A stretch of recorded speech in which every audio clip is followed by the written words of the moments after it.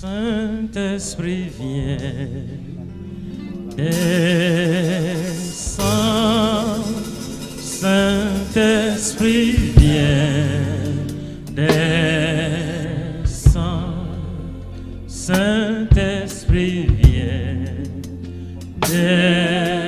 descend, Saint-Esprit vient, descend. Tu as été promis, consolateur, tu as été promis, ô Seigneur, tu as été promis, Esprit de Dieu, Saint-Esprit vient,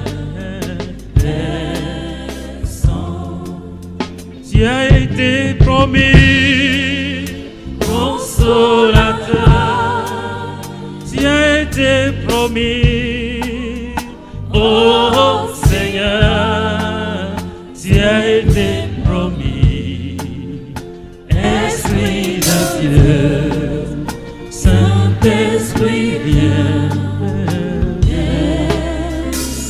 as été promis, consolateur.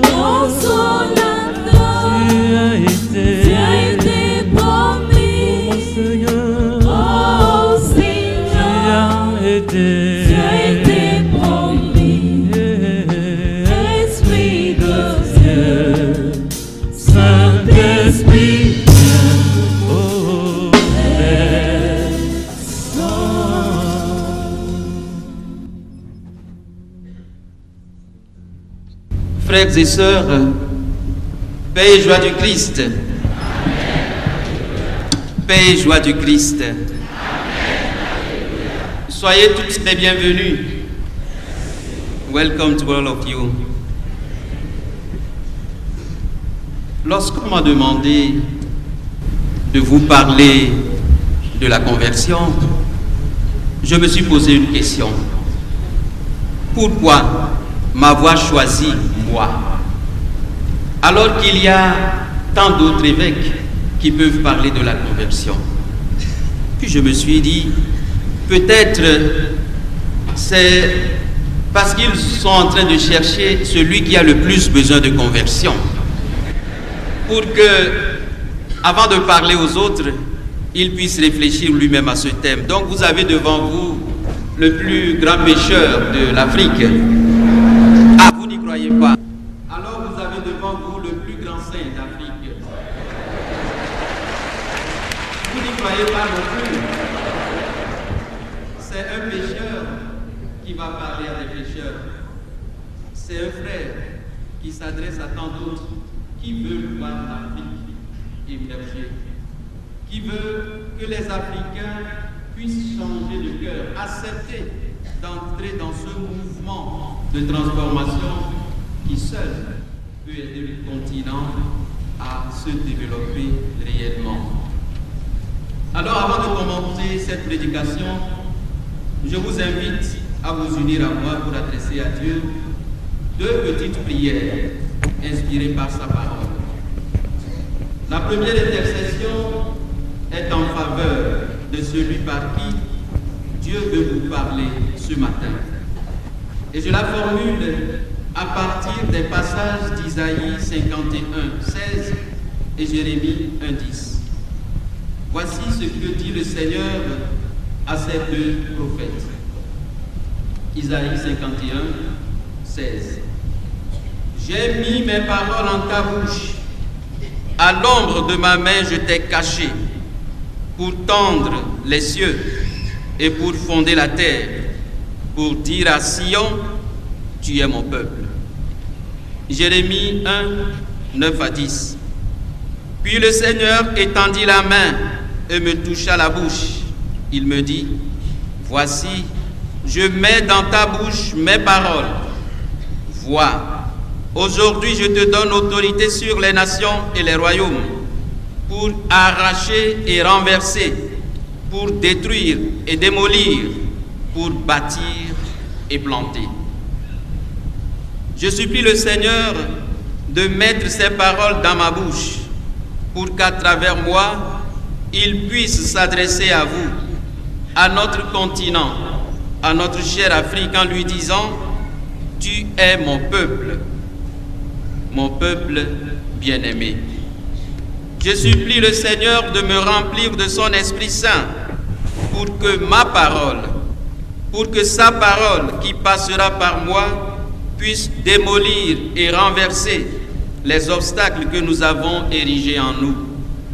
Qu'elle détruise tout ce qui s'oppose au projet de Dieu afin d'édifier en nous l'homme intérieur capable d'obéir à sa volonté. La deuxième supplication est pour vous qui m'écoutez et qui allez recevoir le message de Dieu. Je la formule en reprenant le passage de la lettre aux Hébreux, chapitre 3, versets 7 et 8. Comme le dit l'Esprit Saint dans un psaume, aujourd'hui, si vous entendez sa voix, n'endurcissez pas votre cœur, comme au temps du défi, comme au jour de l'épreuve dans le désert. Oui, frères et sœurs, n'endurcissez pas votre cœur, ne fermez pas vos vies à l'action du Seigneur. Bien au contraire, que la parole de Dieu, qui a la puissance de réaliser ce qu'elle annonce et produire des fruits en abondance, que cette parole descende dans vos cœurs et y trouve un terrain fertile. Oui, Seigneur, voici devant toi ton peuple qui se prépare à écouter ta parole. Voici ton peuple qui se dispose à t'accueillir. Ton peuple assoiffé de vérité et qui attend de toi un message de vie, d'amour, de conversion véritable. Donne à ton serviteur que je suis la grâce de toucher les cœurs, de les secouer, de les bouleverser, pour qu'ils se laissent transformer, libérer et convertir. Donne à mes paroles l'ardeur du feu et la douceur d'une brise, la force d'un vent violent et la tranquillité de ta bienveillante présence, pour qu'elle renouvelle tout dans nos vies et opère en nous la conversion nécessaire à la renaissance de notre continent. Sois, Seigneur, au cœur de cette prédication, pour qu'elle ramène vers toi le cœur de tes fils et filles qui l'écouteront. Répands sur chacun de nous le souffle de ton esprit, pour qu'il opère en nous l'œuvre d'une profonde transformation. Amen. La conversion personnelle, une nécessité pour la naissance d'une Afrique nouvelle. Voilà le titre de la prédication que vous m'avez confiée. Il s'agit d'un sujet bien original qui fait d'une démarche religieuse ou spirituelle le préalable d'une transformation sociale. Face aux nombreux défis que rencontre notre continent, vous ne proposez pas une solution politique, économique, culturelle ou diplomatique. Vous indiquez plutôt la transformation du cœur comme la clé de la renaissance africaine et une exigence incontournable pour le relèvement de nos peuples. Je développerai ce thème en 3 temps, en me posant avec vous 3 questions bien simples. D'abord, qu'est-ce que la conversion et quelles en sont les exigences fondamentales? Ensuite, de quoi l'Afrique, de quoi notre continent a-t-il besoin de se convertir aujourd'hui? Et enfin, qui doit se convertir et comment opérer concrètement cette transformation du cœur et de l'être tout entier? Voilà les 3 questions auxquelles je vais essayer de répondre avec vous. Mais avant cela, une petite anecdote. C'est un monsieur qui rencontre un jour dans une rue des enfants qui sont en train de s'amuser, de jouer. Et voilà que les enfants n'arrivent pas à se comprendre et une dispute éclate entre eux. Le monsieur qui les aperçoit se rapproche pour demander à ses enfants ce qui fait l'objet de leur litige. Et les enfants lui disent ceci: monsieur, nous sommes en train de jouer au plus grand menteur. Nous sommes en train de voir celui qui va dire le plus gros mensonge. Et celui qui va remporter cette compétition, nous allons lui donner le prix que voici. Et on présente à ce monsieur un petit trophée que les enfants voulaient donner au plus grand menteur. Le monsieur les regarde et dit: mes enfants, mais le mensonge est un péché. Ne mentez jamais. Mais écoutez, faites un peu comme moi. Quand j'avais votre âge, je n'ai jamais menti de ma vie. Les enfants se regardent et disent: nous voyons qui a remporté le trophée, nous allons le donner à ce monsieur. Alors quand on parle de conversion, que personne ne dise: je ne suis pas concerné, parce que nous risquons de lui donner le trophée, parce que ce serait un mensonge de plus. Qu'est-ce que la conversion? Habituellement, lorsque nous parlons de conversion, nous entendons le changement, une transformation. Et cela est vrai. D'ailleurs, lorsque nous regardons dans les Saintes Écritures, quelle est la première exhortation prononcée par Jésus? Convertissez-vous et croyez à l'Évangile. Quelque temps avant lui, c'était Jean-Baptiste qui s'adressait aux foules. Quel était son message? Convertissez-vous, car le royaume des cieux est proche. À la Pentecôte, lorsque le Saint-Esprit est descendu sur les foules et que Saint-Pierre a commencé à leur adresser le message, quel était le message central? Convertissez-vous. La conversion est donc l'exigence capitale de celui qui veut aller vers Dieu. Il n'y a pas de vie chrétienne, il n'y a pas de vie spirituelle réelle sans un effort de conversion, de changement, de transformation du cœur. Mais souvent, lorsque nous parlons de conversion, nous ne considérons que deux aspects. La conversion qui consiste à changer de religion et la conversion qui consiste à passer d'une vie de péché à une vie de grâce. C'est vrai, ce sont les exemples les plus éloquents de la conversion. Et parfois nous nous disons que nous n'avons pas besoin de conversion religieuse, puisque nous sommes déjà des catholiques, nous n'avons pas l'intention de passer à une autre religion. Donc nous considérons que la conversion religieuse ne nous concerne pas.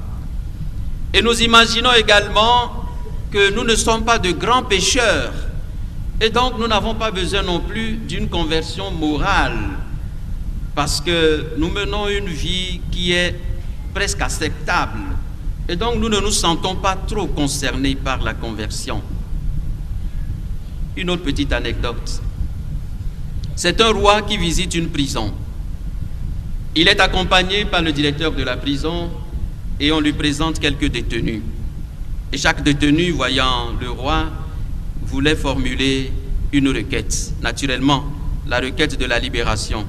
Voilà le premier détenu auquel le roi pose cette question. Mon enfant, qu'est-ce que tu viens faire ici? Pourquoi tu es en prison? Il dit: ah, mon roi, je suis très heureux que vous me posiez cette question. Parce que je suis un homme juste. Je suis en prison à cause d'une conspiration qui a été montée contre moi. Ce sont mes ennemis qui ont inventé une histoire et finalement m'ont jeté en prison. Je suis donc un innocent qui se retrouve par la force des choses ici. Le roi le regarde et dit au directeur de la prison: continuons notre visite. Il voit un deuxième détenu qui dit: je suis en prison parce que mon avocat est nul. Il n'a pas su me défendre. Là, quand on était au tribunal, j'ai vu toute son incompétence. Avec d'autres avocats, je suis sûr qu'on m'aurait acquitté. Ma place n'est pas ici. Je suis un innocent. Mais mon avocat ayant été nul, je me retrouve ici.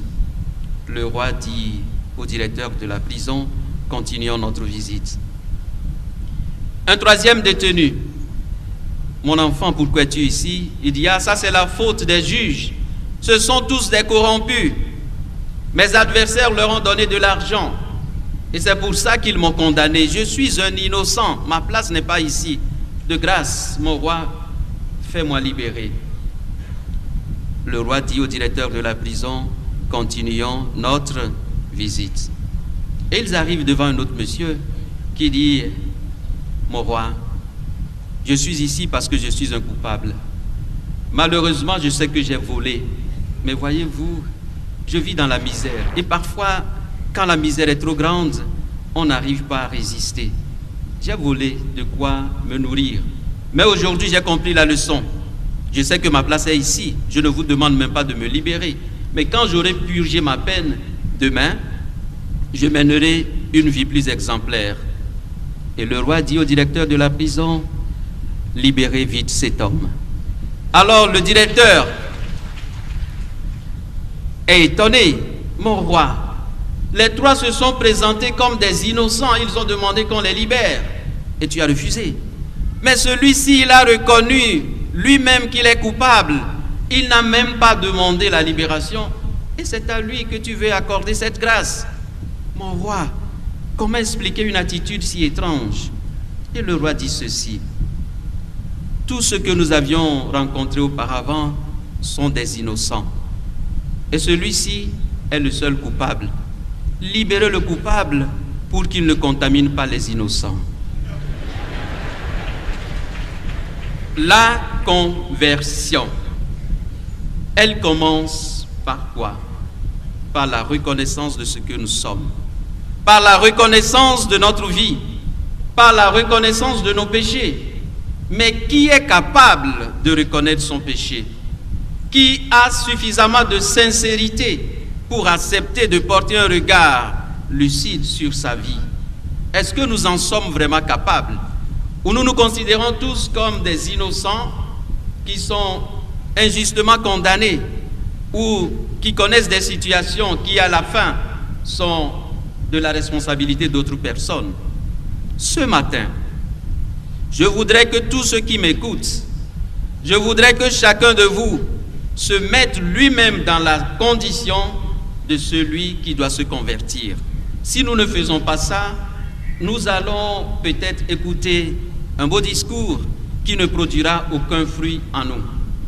Mais justement, la conversion ne commence pas nécessairement par un regard que nous portons sur nous. La conversion commence par un regard que nous portons sur Dieu. C'est celui qui regarde vers Dieu, qui reçoit sa lumière, qui voit sa condition et qui comprend qu'elle est inacceptable. La conversion, la vraie, commence donc par un mouvement intérieur que j'appelle la conversion religieuse. Je vais donc présenter la conversion en 4 temps. La conversion religieuse, la conversion morale, la conversion intellectuelle ou la conversion des mentalités. Ce thème, je l'emprunte au cardinal Carlo Maria Martini. Et puis la 4e conversion qui est la conversion mystique. La conversion religieuse. Je le disais tantôt, nous considérons la conversion religieuse comme le passage d'une religion à une autre. Lorsque quelqu'un qui adore des idoles décide de recevoir le baptême, nous disons que cette personne se convertit. Et c'est vrai. Quand on passe d'une religion à une autre, quelle que soit la religion de provenance et la religion de destination, il s'agit de conversion. Mais au-delà de ce transfert, pour ainsi dire, d'une religion à une autre, il y a un aspect fondamental qui souvent passe inaperçu. On adhère à un groupe religieux parce qu'on a fait une autre espérance de Dieu. L'adorateur d'idoles qui devient chrétien, catholique, reçoit le baptême parce qu'il a connu Dieu autrement, parce qu'il a fait une expérience particulière de Dieu qui lui permet d'adhérer au groupe de ceux-là qui vivent de cette expérience. La conversion religieuse est donc d'abord une rencontre avec Dieu dont le regard transforme notre vie, nous portant à de nouvelles relations avec lui. Si nous la définissons ainsi, la conversion religieuse, comme une rencontre avec le Seigneur, la question que vous vous posez certainement est de savoir si cette conversion religieuse concerne également, entre guillemets, les convertis que nous sommes. Laissez-moi vous dire ceci. Il y a beaucoup de baptisés, mais peu de convertis. Il y a des foules qui remplissent les églises, mais peu d'adorateurs de Dieu. Il y a beaucoup de fidèles qui ont tout le temps le nom de Dieu sur leurs lèvres, dans leur bouche, mais ils n'ont pas Dieu dans leur cœur.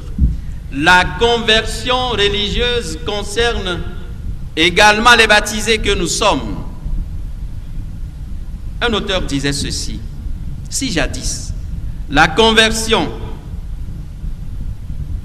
était un préalable au baptême, aujourd'hui la conversion est une conséquence du baptême. Auparavant, on devait baptiser les convertis. Aujourd'hui, on doit convertir les baptisés. Parce qu'il y a beaucoup qui ont une religion très superficielle. La conversion religieuse nous concerne parce qu'il s'agit d'une rencontre personnelle avec le Christ. Et je vais vous donner quelques exemples. Vous connaissez bien l'histoire de Saint François d'Assise. Il était baptisé comme nous. Il menait une vie frivole jusqu'au jour où il est fait prisonnier au cours d'une guerre entre Assise et Pérouse. Et tombé malade, il passe un long moment de convalescence qui le pousse à réfléchir à sa vie et à revenir sur lui-même.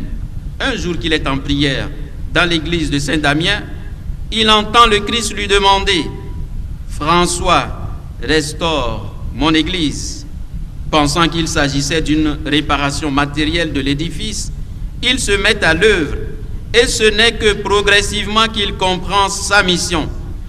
Restaurer l'église, c'est ramener l'église à sa pureté. Il le fait en choisissant la pauvreté et le radicalisme évangélique. Ce fut pour lui une véritable conversion. Il était baptisé, mais c'était le jour de sa conversion. On peut prendre un autre exemple dans la vie de Saint Ignace de Loyola. C'était un basque espagnol et un gentilhomme du vice-roi de Navarre. En 1521, il est blessé durant le siège de la ville de Pampelune. Et pendant sa longue convalescence, pour tuer le temps, il se met à lire le Nouveau Testament et la vie des saints, puisqu'il n'y a pas d'autre littérature à sa disposition. Et la grâce de Dieu le touche. S'ils sont devenus des saints, mais pourquoi pas moi, se demande-t-il à plusieurs reprises. Alors, rompant définitivement avec son passé, il oriente d'abord sa vie vers la solitude et la pénitence, puis il décide de se former dans la foi. Il est devenu, comme nous le savons, un grand maître spirituel et le fondateur de notre religieux, la Compagnie de Jésus, les Jésuites. On pourrait citer tant d'autres exemples. Mais le but de ce recours que je fais à ces deux saints est tout simple. C'est de vous convaincre que chacun de vous, que chacun de nous a besoin d'une conversion religieuse, d'un attachement nouveau à Dieu. Parce que c'est seulement lorsque nous avons le regard de Dieu qui est plongé sur notre vie, c'est seulement à cette condition-là que nous pouvons nous aussi voir ce que nous sommes.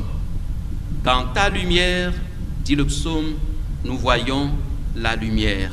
C'est lorsque nous sommes dans la lumière de Dieu que nous pouvons nous aussi avoir la lumière nécessaire sur notre vie. Alors de grâce, implorons cette faveur du Seigneur, que mon cœur soit vraiment attaché à toi. Cela fait des années que je suis catholique, que je suis baptisé, mais accorde-moi cette grâce de te rencontrer vraiment, pour que quelque chose puisse changer dans ma vie. Accorde-moi la grâce de te rencontrer vraiment, pour que je porte un regard nouveau sur ce que je suis. Et si nous le faisons, nous parvenons à la deuxième étape de la conversion, qui est la conversion morale. Théoriquement, c'est le passage d'une vie de péché à une vie de la grâce. Et cela est illustré par beaucoup de paraboles que nous connaissons. La parabole de l'enfant prodigue, par exemple. La parabole de Zachée. Concernant Zachée,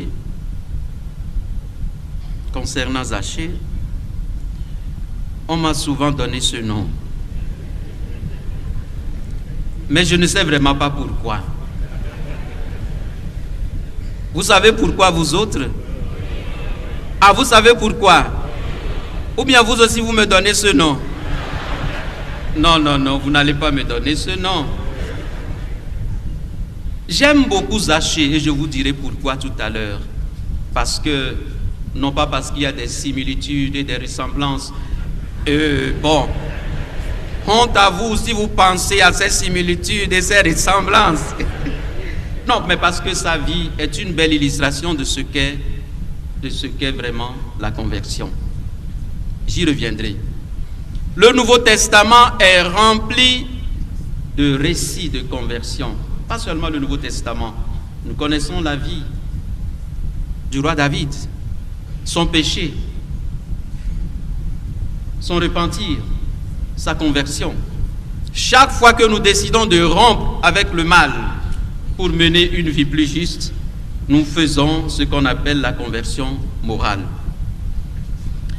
Mais vérifions bien les choses. La conversion morale exige de nous 4 choses.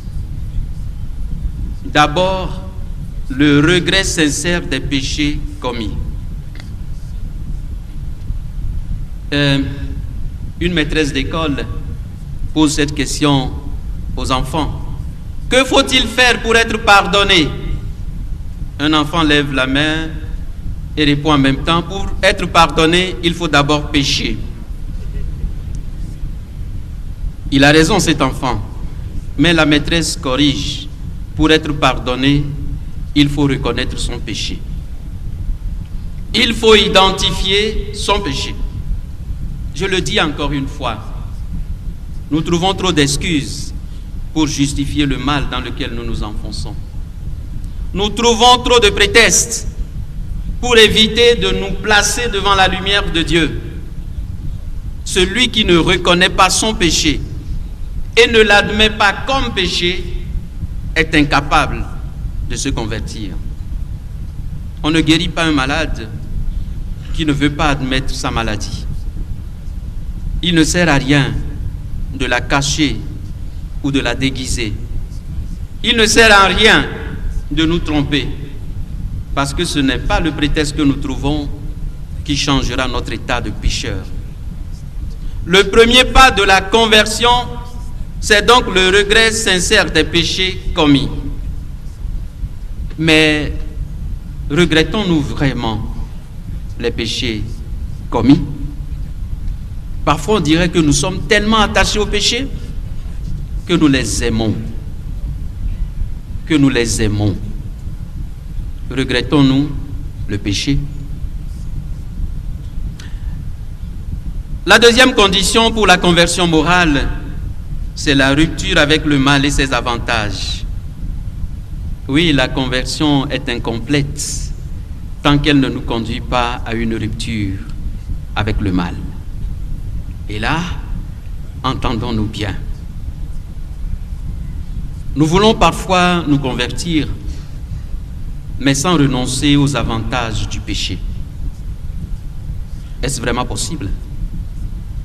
Voilà quelqu'un qui, depuis des années, mène une vie que lui-même trouve inacceptable. Il décide de se convertir. Il va se confesser. Et dit d'ailleurs les péchés de manière à ce que peut-être le confesseur ne comprenne pas toute l'ampleur de son péché. On lui demande d'aller réciter « Je vous salue Marie » et un autre Père. Et il se frotte les mains en disant qu'il vient de se réconcilier avec Dieu. Une telle confession est-elle réellement une réconciliation avec Dieu? la rupture avec le mal et ses avantages. Voilà quelqu'un qui a détruit totalement la vie de son frère, qui l'a fait jeter peut-être en prison. Et pendant que son frère est en prison, il va se confesser. Et après, il fait peut-être un pèlerinage dans un lieu sacré et il estime avoir déjà opéré la conversion. Mais de quelle conversion sommes-nous en train de parler? Celle qui n'est qu'une illusion des hommes ou de la véritable conversion? Parfois, je me dis que le Seigneur nous posera beaucoup de questions à nous qui sommes les confesseurs, à nous qui sommes les prêtres.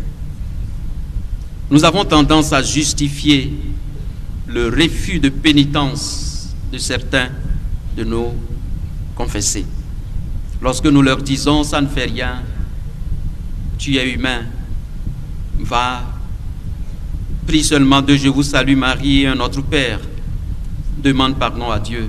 Et ceux qui l'ont blessé, celui-là qui est encore en prison, celui dont il a brisé la vie, celui dont il a confisqué les biens, celui qui souffre et maudit ses jours à cause de lui.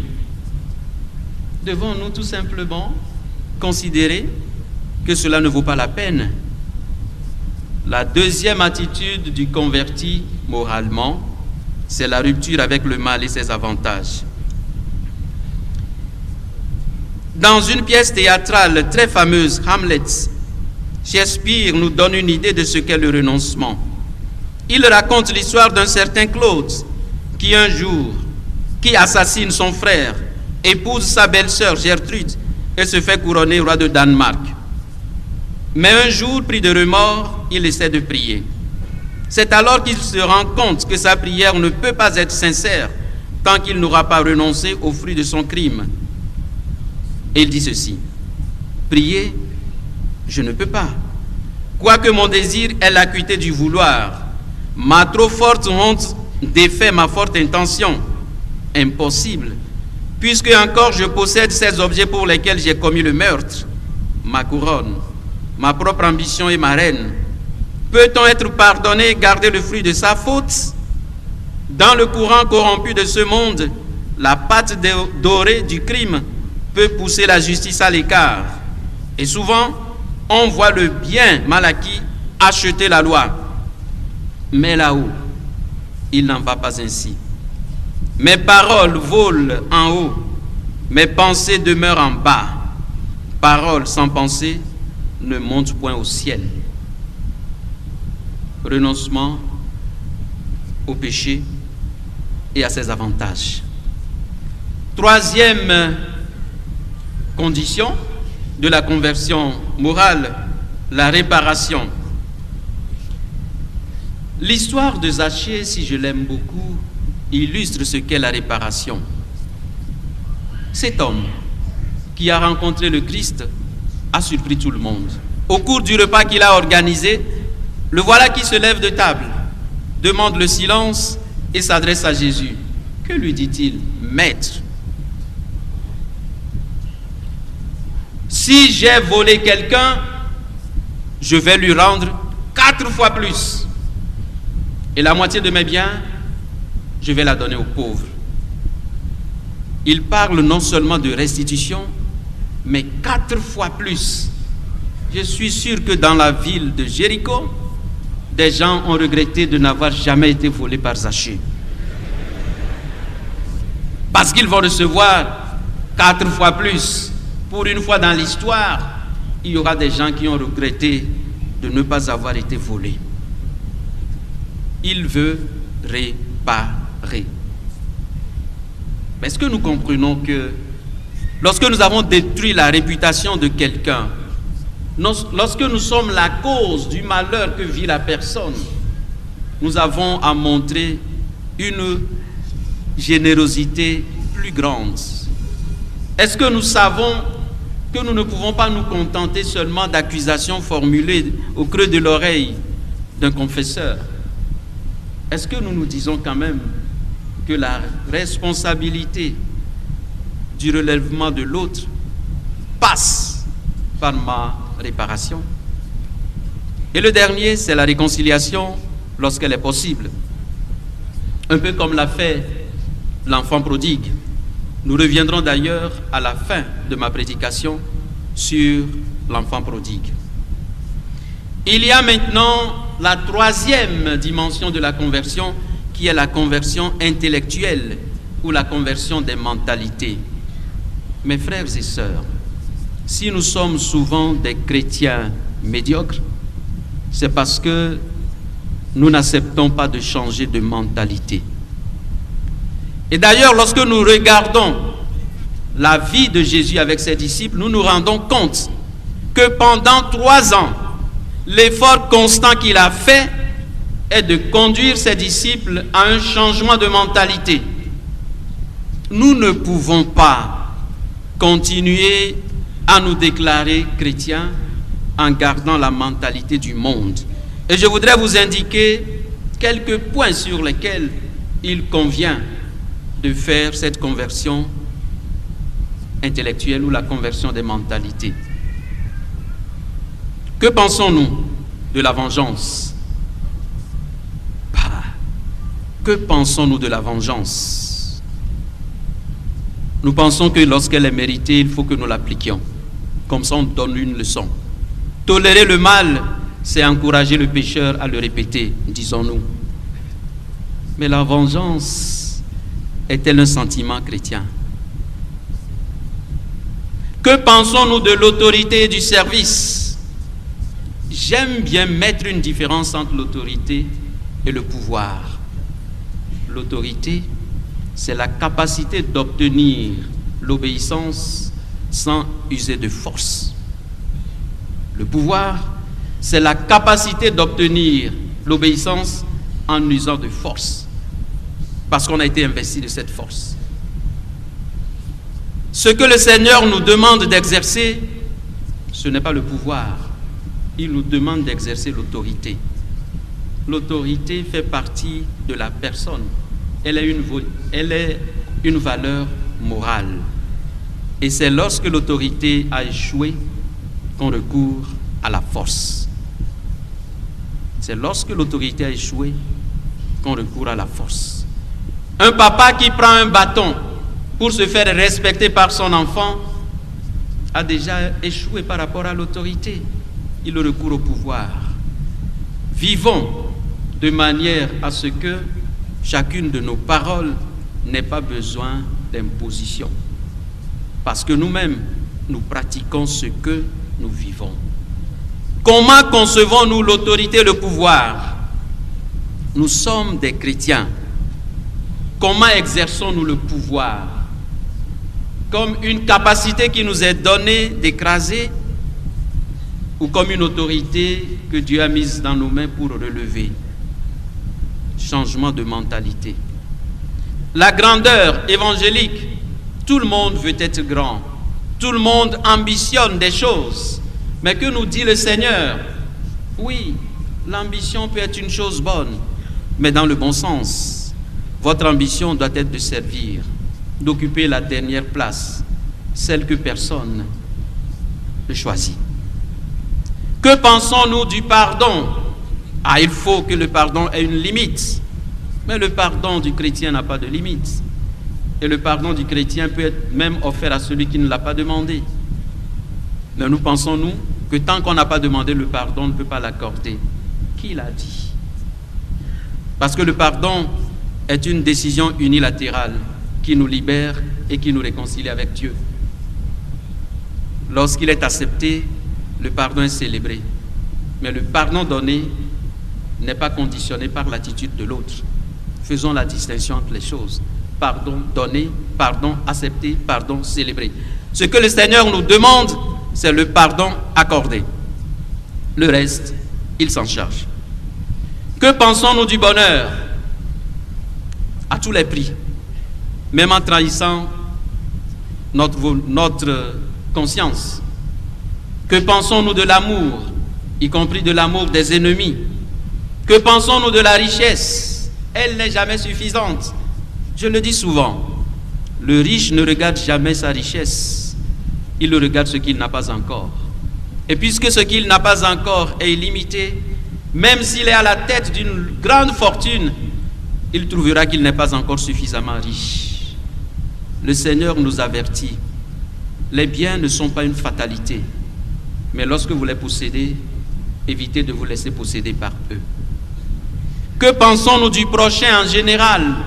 Ceux de mon parti, ceux de mon village, ceux de mon ethnie, ceux de mon pays. Est-ce vraiment la notion du prochain que le Seigneur nous enseigne? Et pourtant, nous sommes chrétiens. Nous ne pensons parfois qu'en des termes de parti politique ou de région ou de faveur. Conversion de mentalité. Il y aurait beaucoup à dire encore sur ce sujet-là. Mais si nous voulons rompre avec une vie médiocre de chrétiens, il faut accepter de rentrer dans un processus de conversion de nos mentalités. La conversion mystique, je ne fais que l'effleurer pour pouvoir passer aux autres passages de ma communication. Elle est une grâce que le Seigneur accorde. C'est lorsque nous pouvons dire comme Saint Paul, je vis, mais ce n'est plus moi qui vis, c'est le Christ qui vit en moi. Il s'agit d'une conversion totale de l'être qui est le fruit de la grâce de Dieu. Mais lorsqu'on a réalisé toutes ces étapes avec sincérité, le Seigneur l'accorde, parfois au moment où on s'y attend le moins. Je n'insiste pas, je passe maintenant à la deuxième partie de ma prédication. L'Afrique va mal. Voilà en quoi consiste la conversion. Mais de quoi l'Afrique doit-elle se convertir aujourd'hui? L'Afrique va mal. J'ai épinglé ici 6 grands défis que nous devons relever en Afrique. 6 points sur lesquels nous devons accepter de nous regarder. Hier, dans son mot d'ouverture, Jean-Christophe Sakiti parlait de l'afro-pessimisme que nous-mêmes nous acceptons parfois. Je commence par cela.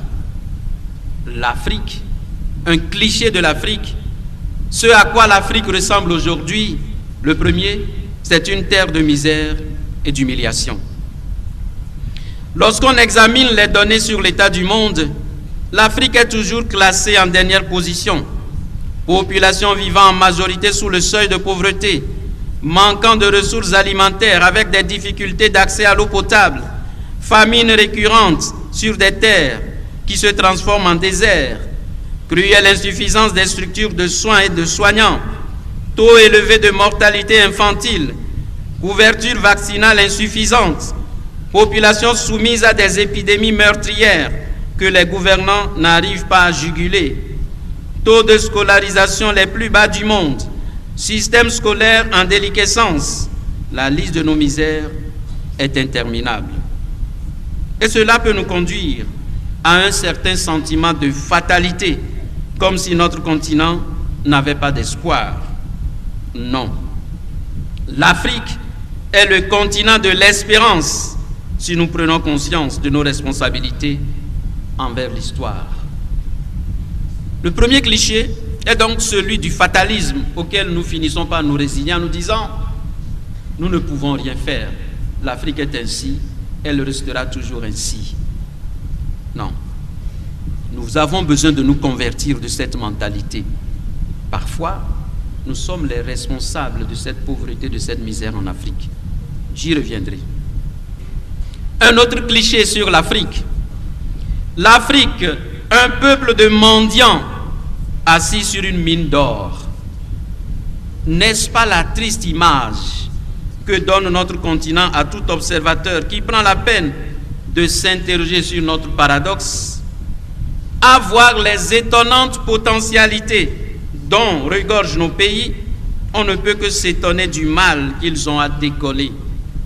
Comment expliquer, en effet, que malgré toutes ces ressources inexploitées, l'Afrique soit considérée comme un continent insignifiant sur le plan économique et dont la contribution au phénomène de la mondialisation est qualifiée de dérisoire?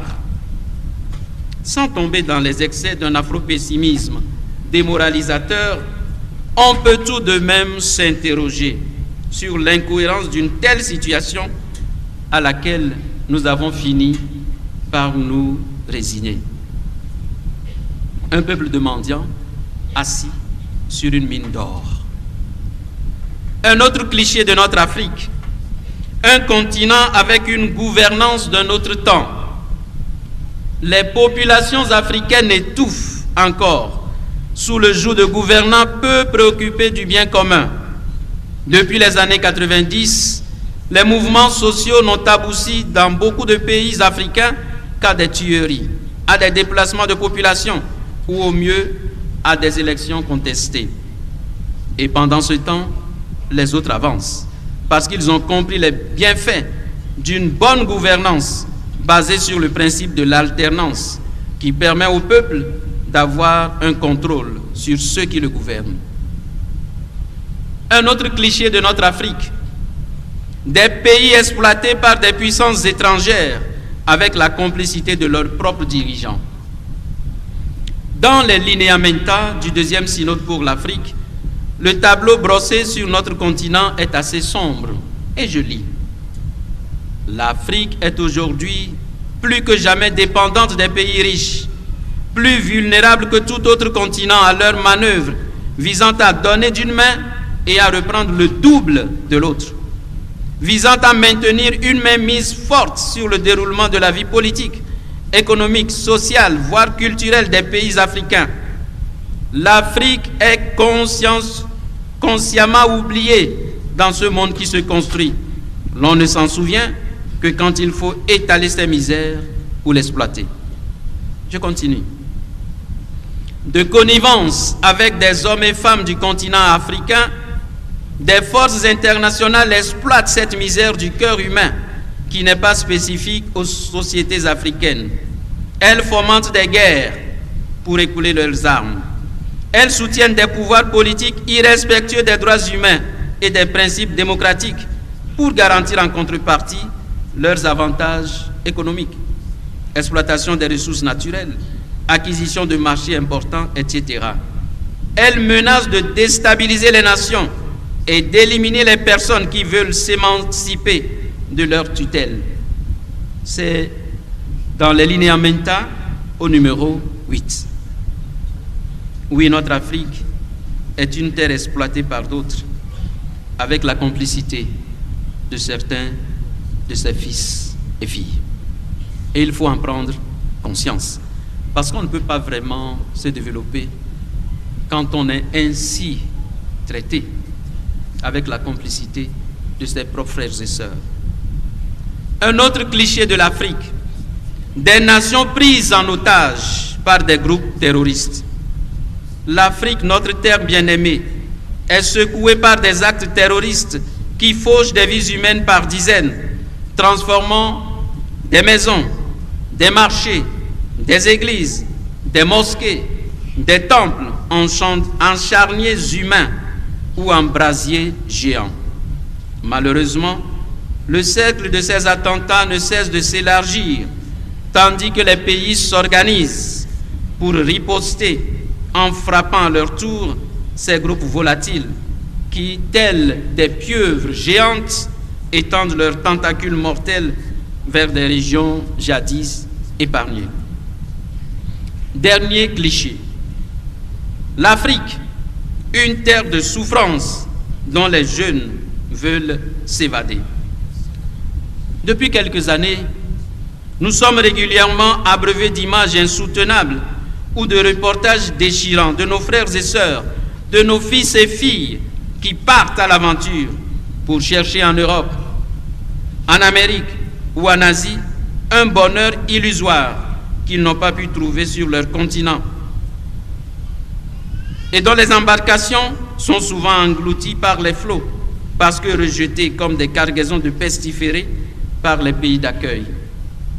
Depuis quelques années, comme l'a dit le Saint-Père, la Méditerranée s'est transformée en un gigantesque cimetière à ciel ouvert pour ceux et celles qui ont décidé de fuir la guerre, de fuir les conflits, la mauvaise gouvernance de leur pays, les injustices les attentats ou la misère. La fréquence du phénomène a fini par nous habituer à l'horreur. Chaque semaine, des émigrés clandestins échouent en mer. Les plus fortunés qui parviennent à destination sont détenus dans des camps, ramenés de force dans leur pays, contraints de vivre dans la clandestinité, parfois pendant des années. Seule une petite minorité réussit une intégration harmonieuse. Il est choquant de constater que des milliers de jeunes préfèrent mourir noyés ou grelottant de froid plutôt que de vivre sur leur propre continent. Nous pourrions poursuivre longtemps le catalogue des malheurs de notre continent. Ce qui est sûr, c'est qu'il faut que l'Afrique change. Mais comment opérer cette transformation? Vous l'avez senti, il faut l'opérer par une transformation des cœurs.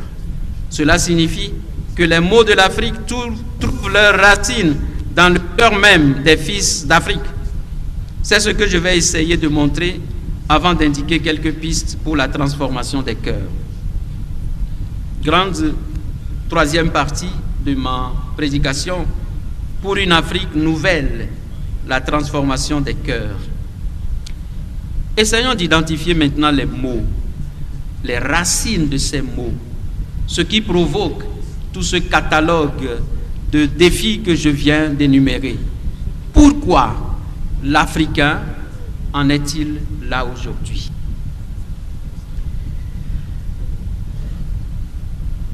Ce que je vais dire sera peut-être provocateur, mais je le fais à dessein. Il faut que nous nous sentions provoqués.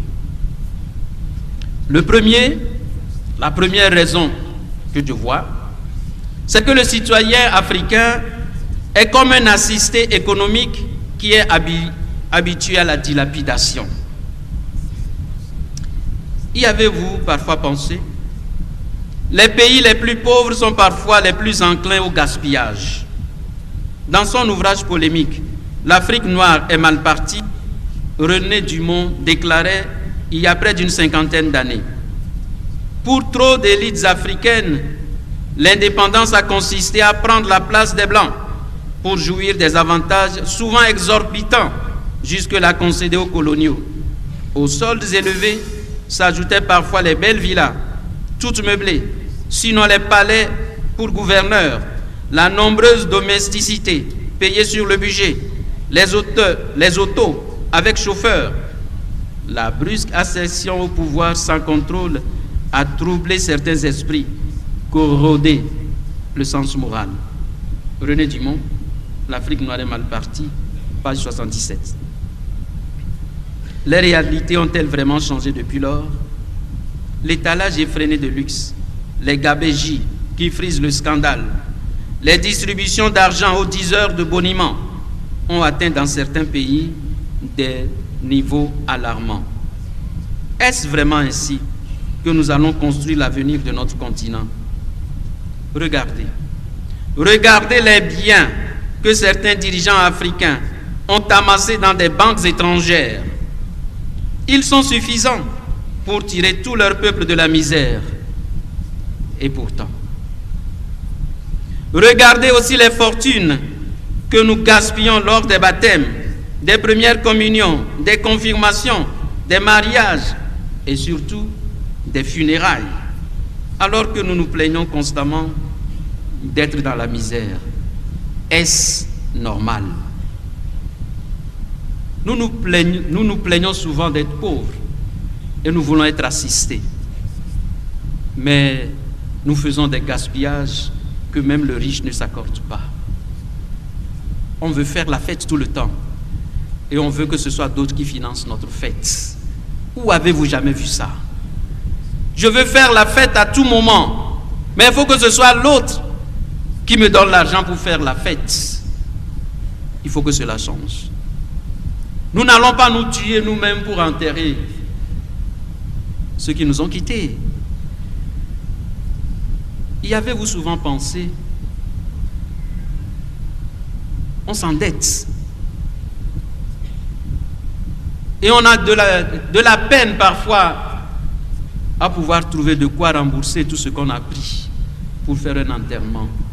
Qui t'oblige à le faire? La société, ta réputation.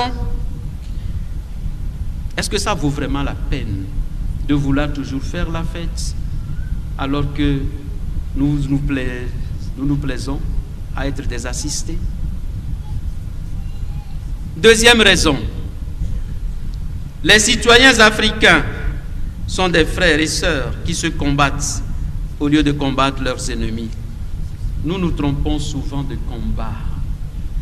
Nous sommes des frères appelés à lutter ensemble pour le relèvement de notre continent. Mais que faisons-nous? Toujours des luttes intestines, toujours des guerres fratricides. Quand comprendrons-nous finalement que celui-là qui nous donne une arme ne veut pas notre bien? Quand comprendrons-nous finalement que celui-là qui court à notre chevet est peut-être celui qui y a comploté? Quand comprendrons-nous finalement que la vraie richesse d'un continent, d'un pays, ce sont ses fils et filles? Arrêtons de nous battre au lieu de combattre ensemble. Une autre racine du mal, le croyant africain, un homme qui vit dans les ténèbres sur un continent plein de soleil. L'Afrique est le continent du soleil, de la lumière, et pourtant nous continuons de vivre dans les ténèbres. L'une des préoccupations les plus fortes des fils et filles de ce continent est sans aucun doute la lutte contre les forces des ténèbres. En Afrique, les esprits sont continuellement hantés par la peur des sorciers, des maléfices, des sorts, des envoûtements. Nombreux sont ceux qui se livrent à ces pratiques, et plus nombreux encore ceux qui se déclarent victimes de ces pratiques. Les prières de guérison, de délivrance et les séances d'exorcisme rassemblent beaucoup de monde. Tant de nos frères et sœurs craignent d'aller au village ou de réaliser des œuvres pour ne pas être éliminés par envie. La vie est constamment dominée par la peur des autres que l'on redoute, même au sein de sa propre famille. Mais quel développement voulons-nous atteindre en vivant dans la phobie des autres, en vivant dans la phobie du monde des ténèbres? Il faut que cela change. Une autre raison identifiée, le chrétien africain, une personne avide de Dieu, mais fermée à sa parole. Il y a quelque temps, un jeune pasteur congolais déclarait: en Afrique, on s'endort païen et on se réveille pasteur. Cette remarque humoristique et caricaturale dépeint avec beaucoup de réalisme la situation religieuse de notre continent, où l'exploitation du sacré fait couler beaucoup d'encre. De fait, sur le sol africain, la foi semble être devenue un banal produit de consommation, fabriqué sur mesure pour les foules friandes de nouveautés et en quête de miracles. Chaque jour qui passe enregistre sa nouvelle religion et son nouveau pasteur. Les maisons sont transformées en temples ou en sanctuaires. Des mégaphones accrochés au hangar ou installés sur les toits déversent à longueur de journée ou de nuit des prédications, des harangues qui attirent les uns et irritent les autres. Que les fils et filles de ce continent se tournent vers Dieu est sans doute un fait positif dont il convient de rendre grâce. Mais aujourd'hui en Afrique, la religion pose problème parce qu'elle s'est transformée en une aliénation qui enchaîne au lieu de libérer. Les foules ne vont plus à Dieu pour écouter sa parole ou vivre une spiritualité. Elles vont à Dieu par démission de leurs responsabilités.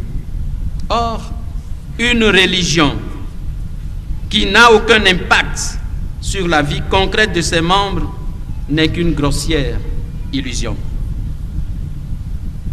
Dire que l'Afrique va mal n'est pas faire preuve de pessimisme, ni fermer les yeux sur les nombreuses avancées enregistrées au cours de ces dernières décennies. Elle a sans doute fait de réels progrès, mais les résultats sont bien en deçà de nos attentes. Nous rêvons tous d'une Afrique plus unie, plus prospère, plus paisible, où il fait bon vivre pour tous. Nous voulons un continent moins exploité, dont les fils et filles soient traités avec dignité et dont les ressources permettent à tous d'avoir une vie décente et acceptable. Et c'est bien là que nous rejoignons la parole de Dieu pour nous inviter à la conversion des cœurs.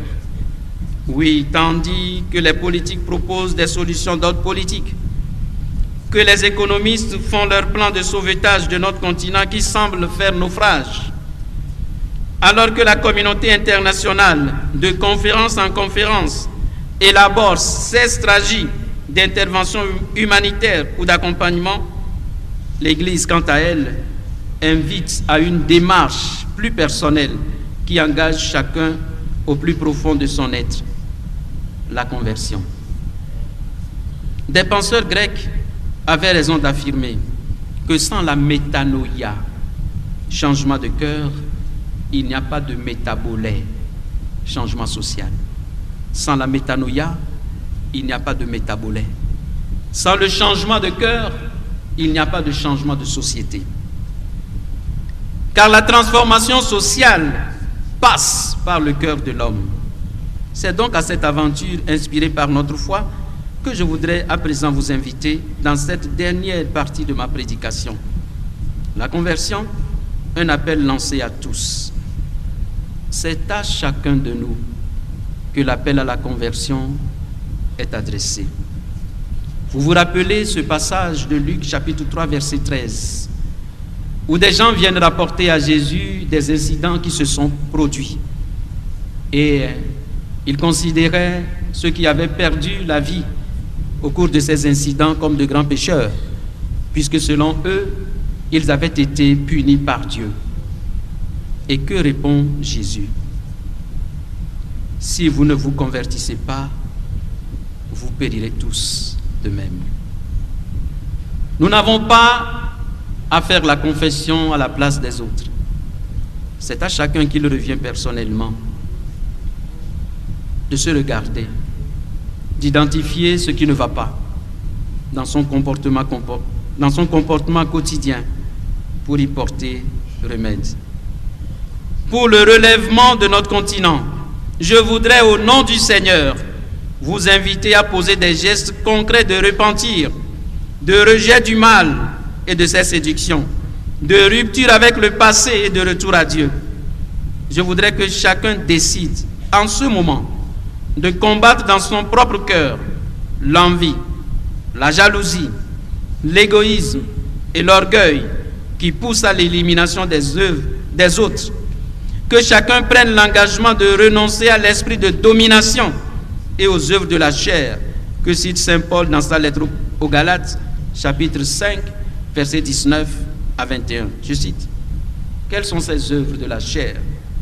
Inconduite, impureté, débauche, idolâtrie, sorcellerie, haine, rivalité, jalousie, emportement, intrigue, division, sectarisme, envie, beuverie, orgie et autres choses du même genre. »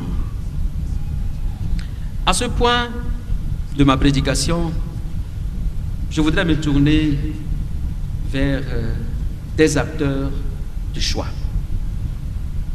J'ai déjà parlé de chacun en particulier, mais le relèvement de l'Afrique passe par la prise de conscience de ceux qui sont responsables de sa vie sociopolitique. Également de ceux qui sont responsables religieux. La conversion des citoyens et des responsables politiques. Je me tourne à présent, et bien humblement, vers ceux qui ont dans leurs mains la destinée de nos peuples. Soyez droits et sincères. Ne considérez pas la politique comme un domaine où tout est permis. Écoutez votre peuple et ne vous laissez pas enchaîner par des réseaux qui exploitent notre continent. Soyez humbles pour reconnaître vos erreurs et accepter de partager avec les autres. Ne dites surtout pas qu'on ne fait pas de la politique avec les bons sentiments. On le dit souvent. Ne le dites pas. Car la politique ne doit pas tuer en vous l'humanité reçue de Dieu. Ne dites pas qu'on ne peut pas faire de la politique sans se salir les mains. Car comme le rappelle le pape François, il y a une différence entre le fait d'être pécheur et celui d'être spirituellement corrompu. Pécheur, nous le sommes tous, mais est corrompu celui qui le veut. Dans son exhortation sur l'appel à la sainteté, Gaudete et Exultate, le pape François écrivait ceci: la corruption spirituelle est pire que la chute d'un pécheur, car il s'agit d'un aveuglement confortable et autosuffisant où tout finit par sembler licite. La tromperie, la calomnie, l'égoïsme et d'autres formes subtiles d'autoréférentialité, puisque Satan lui-même se déguise en ange de lumière. Voilà pourquoi, le 30 avril 2014, s'adressant aux communautés de vie chrétienne, le pape François déclarait: il est difficile de faire le bien au milieu de la société sans se salir un peu les mains ou le cœur. Mais pour cela, va demander pardon. Demande pardon et continue d'agir. Mais que cela ne te décourage pas de lutter pour une société plus juste et solidaire.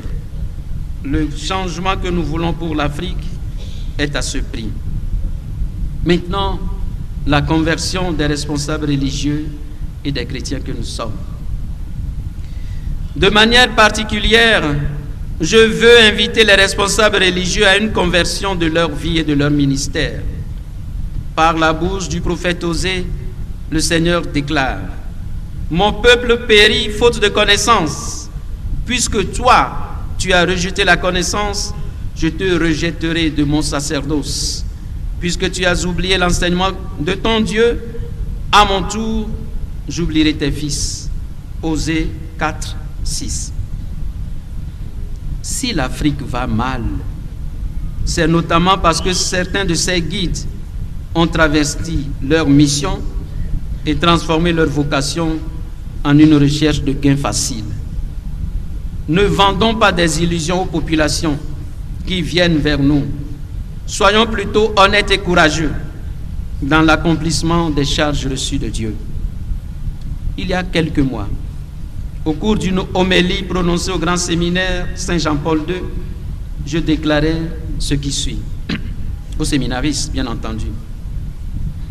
De plus en plus, nous tombons dans ce travers de faire croire à nos fidèles qu'il suffit de prier pour que tout soit résolu dans leur vie. Mais qui a dit cela? Qui a dit qu'il suffit de prier pour que sans aucun effort, tout soit résolu dans la vie de l'homme? Ne soyons pas des marchands d'illusions. Je le répète, ne soyons pas des vendeurs d'illusions. Notre peuple est en train de se dépersonnaliser. Nos églises sont remplies de gens qui crient à longueur de journée, mais qui ont démissionné de leurs responsabilités. Dieu ne viendra pas changer notre société à notre place. Nos peuples croupissent dans la misère et nous disons à l'église: prions que le Seigneur nous délivre de cela. Mais la délivrance viendra d'où? Nous avons une forme de prière qui dépersonnalise les gens. Dites à ceux qui viennent à vous qu'il n'y a pas de prière miracle qui va résoudre les problèmes à leur place. Dieu nous donnera des opportunités. Il nous appartient de les saisir pour transformer la réalité. On ne veut plus rien faire et on demande à Dieu de venir tout faire à notre place. Et qui sont ceux qui enseignent cette forme de prière? C'est nous. Non. Ne faisons pas de notre peuple un peuple de paresseux. Il arrive parfois qu'on se retrouve devant des situations qui ont besoin simplement d'un peu de volonté. Mais on se contente de prier et on s'en va, comme si l'on avait tout fait. N'enfermez pas vos fidèles dans des prières au refuge.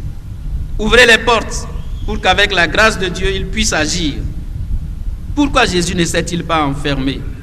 Pourquoi n'est-il pas resté sur la montagne toute la nuit et toute la journée à prier pour que Dieu convertisse les gens? Pourquoi est-il sorti pour prêcher la bonne nouvelle? Pourquoi a-t-il guéri lui-même si l'unique solution était de se mettre à prier pour que tout soit résolu? La prière ne remplace pas notre responsabilité. Elle la renforce pour que, puisant en Dieu notre énergie, notre lumière et nos convictions, nous puissions agir sur la réalité. Retenez bien cela. Maintenant, les 5 démarches que je viens vous proposer, en imitant un peu l'enfant prodigue. Lorsqu'il s'est rendu compte de sa misère, il a décidé de retourner vers le Père. Des biblistes font remarquer que ce n'est pas l'amour du Père qui a été à l'origine de sa conversion, mais ce sont ses souffrances. Mais Dieu se sert souvent de nos souffrances pour nous ramener vers lui. Et qu'a-t-il fait, l'enfant prodigue? Ce qu'il a fait, c'est qu'il a d'abord reconnu son mal, comme je le disais. Il a pris conscience de son erreur. Alors je demande au Seigneur de nous faire prendre conscience de nos erreurs, de nos péchés, de nos démissions. Je demande au Seigneur de souffler à chacun ce qui est sa complicité avec le mal que nous vivons. Je demande au Seigneur de nous aider à nous voir comme il nous voit. Je demande au Seigneur de changer notre regard pour qu'il soit inspiré par la sincérité et l'honnêteté. Oui, après ce premier mouvement, le fils prodigue a pris une décision. La décision de la rupture et du retour à Dieu. Il ne suffit pas de voir ce qui ne va pas. Il faut qu'à un certain moment, nous décidions d'arrêter. Mais l'avez-vous constaté? Le fils prodigue a commencé par s'obstiner. Il n'a pas d'abord voulu retourner vers le Père parce qu'il pensait que cela allait être l'occasion d'une honte pour lui. Il s'est obstiné pendant longtemps. Et c'est lorsqu'il est tombé jusqu'au fond de la déchéance que finalement, ses yeux se sont ouverts.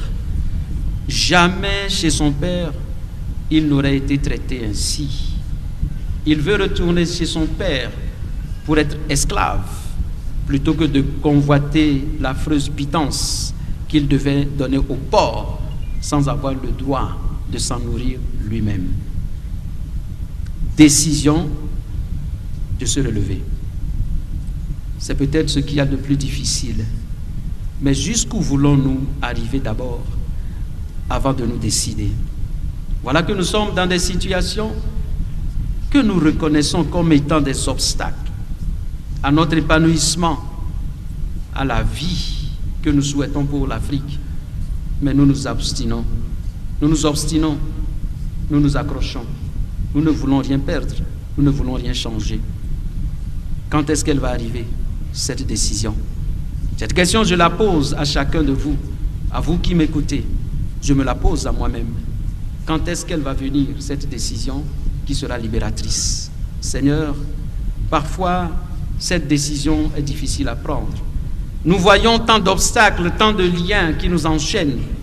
Nous t'en prions que ta grâce nous assiste pour que nous puissions prendre la bonne décision aujourd'hui et avoir le courage de la mettre en œuvre. Et c'est le troisième point, c'est la mise en œuvre. C'est le courage de se mettre en route. Je vois en pensée ce fils prodigue qui retourne vers le Père. Il était parti en bombant le torse, tournant le dos à la maison paternelle et à un père qui était totalement désemparé. Il revient la tête baissée, n'osant même pas regarder au loin.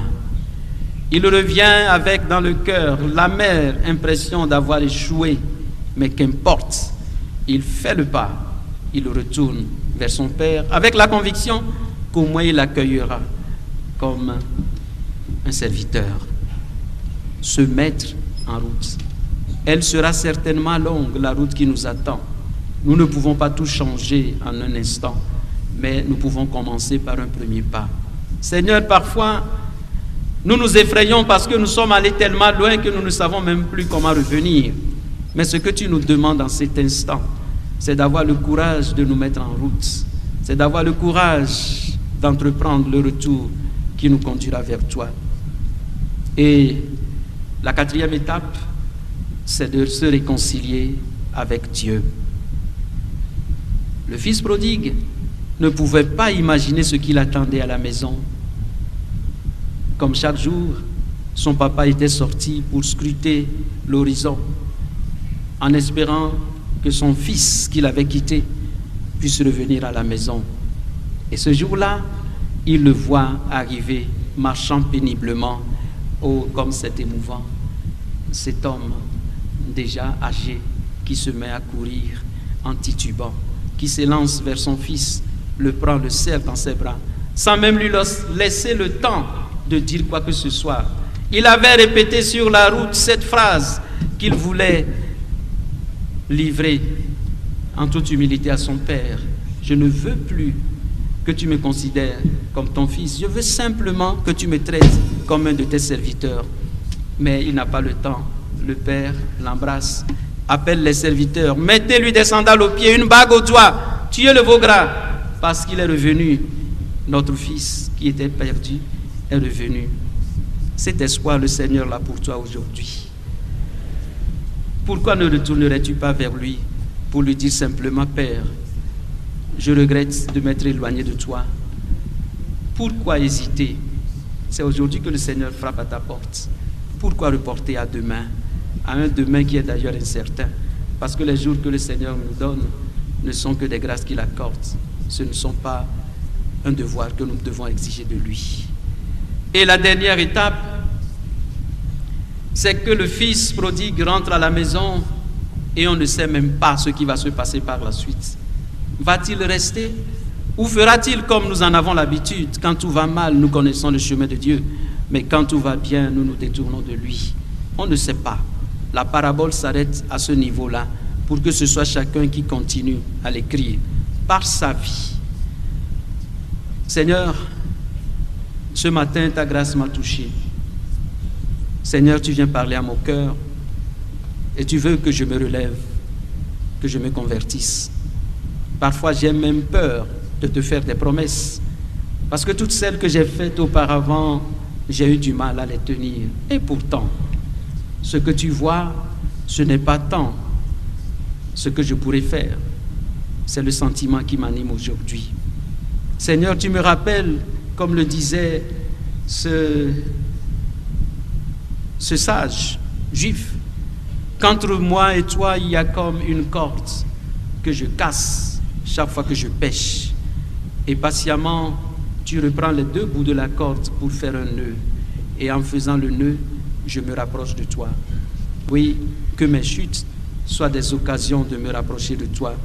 Je veux, Seigneur, une fois encore, prendre un engagement en comptant sur ta grâce. Et je sais que tu es là pour m'aider. L'Afrique se relèvera, tu l'as promis. L'Afrique, ce continent qui a été ton lieu d'exil. Oui, nous, ses fils et filles, nous nous tournons vers toi aujourd'hui pour te demander de nous assister. Tu l'as dit. C'est lorsque tu agis dans nos cœurs que la vraie réconciliation peut commencer. Je vous donnerai un cœur nouveau. Je mettrai ma loi dans vos cœurs et vous retrouverez la vie. Oui, Seigneur, tu es à notre porte et tu frappes. Permets-nous, Seigneur, que nous puissions t'ouvrir. Tu répandras sur nous ton eau pure et nous serons purifiés. De toutes nos souillures, de toutes nos idoles, tu nous purifieras. Tu nous donneras un cœur nouveau. Tu mettras en nous un esprit nouveau. Tu ôteras de notre chair le cœur de pierre et tu nous donneras un cœur de chair. Seigneur, répands sur nous ton esprit pour qu'il fasse que nous marchions selon tes lois, que nous gardions tes préceptes et que nous soyons fidèles. Alors nous habiterons ce continent bien-aimé, ce continent qui regorge de tant de biens que tu nous as donnés. Alors nous construirons une vraie fraternité, une fraternité enracinée en toi. Seigneur, nous nous sommes souvent éloignés de toi. Malgré notre baptême, notre vie n'est pas guidée par ton esprit. Nous nous sommes laissés entraîner par nos désirs, nos ambitions, notre orgueil, enfermant nos cœurs à ta voix. Et si notre continent connaît aujourd'hui tant de défis, c'est parce que nous sommes restés sourds à ton appel. Viens Seigneur, renouveler par ton esprit le cœur de chacun de nous. Donne-nous d'éprouver au plus profond de nous un sincère repentir pour nos égarements. Notre continent a besoin de se relever, de marcher vers toi. Il aspire à plus de paix, de justice, d'unité, de prospérité. Nous voulons, en toute humilité, à notre conversion, à travers notre conversion, contribuer à son relèvement. Viens Seigneur, opérer en nous cette transformation. Amen.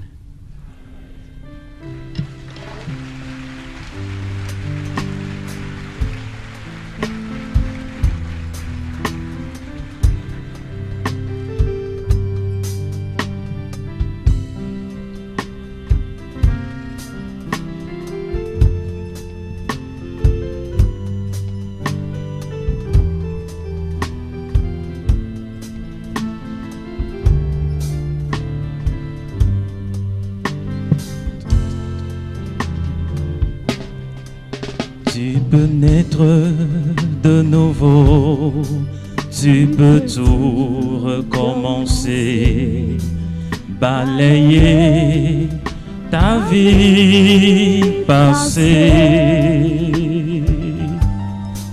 et repartir à zéro, et repartir à zéro avec Jésus pour berger,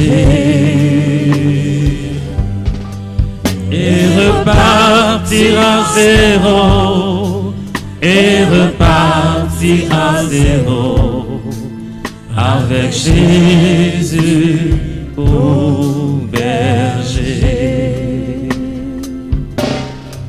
Tu peux être pardonné de tous tes péchés passés, car Jésus t'a racheté.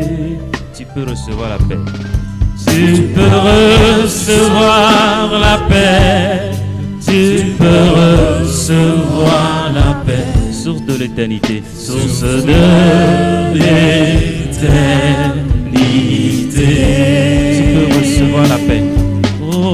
Tu peux recevoir la paix, tu peux recevoir la paix, source de l'éternité. Tu peux être pardonné, tu peux être pardonné de tous tes péchés passés, car Jésus t'a racheté, car Jésus t'a racheté. Tu peux recevoir la paix. Oh, tu peux recevoir la paix. Tu peux recevoir la paix. Source de l'éternité. Source de l'éternité.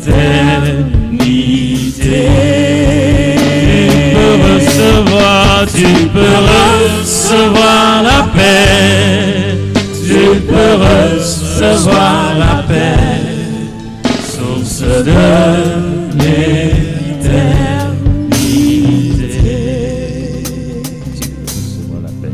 Tu peux recevoir la paix. Tu peux recevoir la paix, source de l'éternité.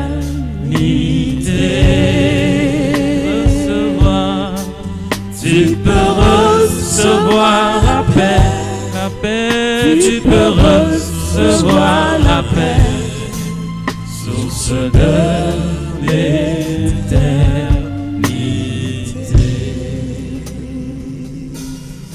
source de l'éternité,